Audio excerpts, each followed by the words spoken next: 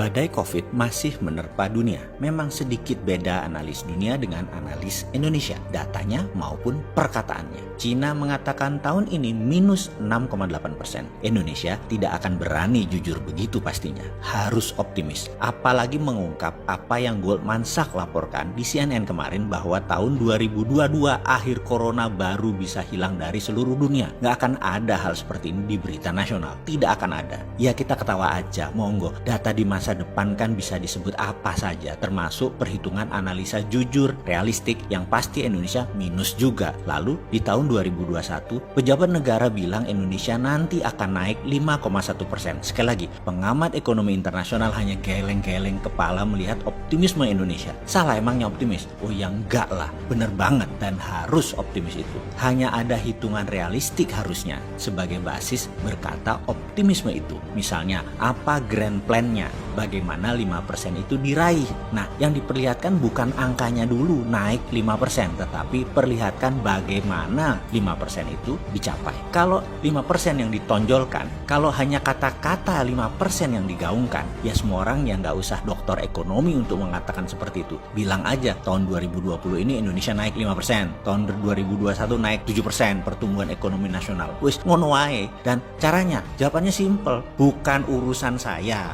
Loh kok gitu ya, jangan gitu dong bos. Oke, kita kontribusi bagaimana? Kita ini kaum Sontoloyo bukan tipe penghujat kegelapan, juga bukan orang yang menyalakan lilin. Kita ini adalah orang yang bikin pabrik genset sekalian. 4 level di atas nyalain lilin, di atas nyalain listrik, di atas nyalain genset. Kita bikin pabrik genset sekalian. Apa yang kita akan lakukan? Kita bantu UKM terbang. Karena kita semua tahu setelah badai corona yang tidak akan selesai-selesai karena cara penanganannya seperti ini.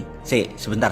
Saya minta semua pihak mengakuinya. Kita nggak serius menanganinya. Dan kalau dibilang nggak serius, jangan dibantah dulu sekarang. Nanti bantahannya akhir bulan Juni misalnya. COVID bener selesai atau jadi 30.000 yang terpapar. Kalau 30.000 artinya yang bener ya bukan pemerintah gitu loh ya. Kalau pemerintah bener, COVID hilang. Kalau COVID hilang dan benar apa yang dikatakan pemerintah hilang, saya balik badan. Saya yang saat ini mendukung apapun untuk kemaslahatan umat. Saya akan gaspol, saya dukung pol-polan pemerintah. Ada pengecualian, 4L. Tetap 4L mah sudah 5 tahun kita nggak doyan. Sulit saya demen sama 4L itu ya. Kalau di 30.000 yang terpapar, kita hanya minta sedikit kelapangan hati pejabat. Pakai cara bosman yang sudah banyak membanjiri ruang publik informasinya. Dan akui Anda salah.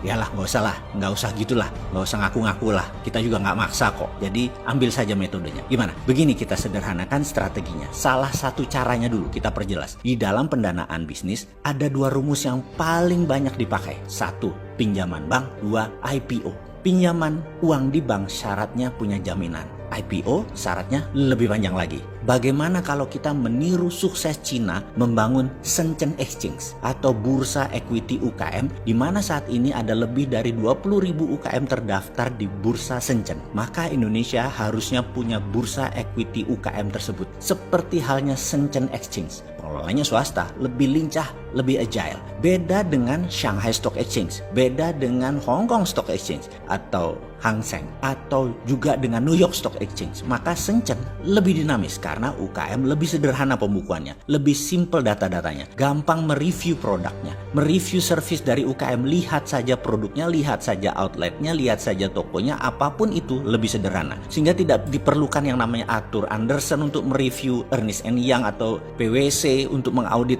Pelanggannya sendiri yang menilai bisnis UKM. Seperti halnya Anda setelah naik Grab misalnya, Anda sebagai penumpang memberi rating kepada drivernya. Driver memberi rating pada penumpangnya. Sehingga apakah Anda penumpang bintang 5 yang kalau Anda lagi butuh Grab atau Gojek, Anda dispesialkan duluan, atau Anda driver bintang 5 di mana kalau ada permintaan dalam tanda petik Anda akan dapat duluan walaupun Anda agak jauh. Sistem akan mendulukan Anda karena Anda driver bintang 5. Demikian juga dalam bursa UKM. Rating ditentukan oleh pelanggan dan investor itu sendiri. Sang penyelenggara equity crowdfunding tidak bertanggung jawab atas investasi Anda di bisnis UKM. Dan dengan strategi ini, ternyata Shenzhen UKM Marketplace sukses menghantar UKM scale up. Tiap tahun lebih dari 1.000 perusahaan jadi milioner asetnya dari bursa Shenzhen. Ke depan, Indonesia sudah bisa melihat dengan jelas badai pengangguran meningkat tajam karena social distancing mempengaruhi bisnis tradisional. Cara terbaik menangani pengangguran adalah dengan membuat UKM punya tempat untuk scale up secara cepat, masif, dan terstruktur. Itulah usul yang bisa membuat Indonesia naik ekonominya. Bagaimana? Mau coba?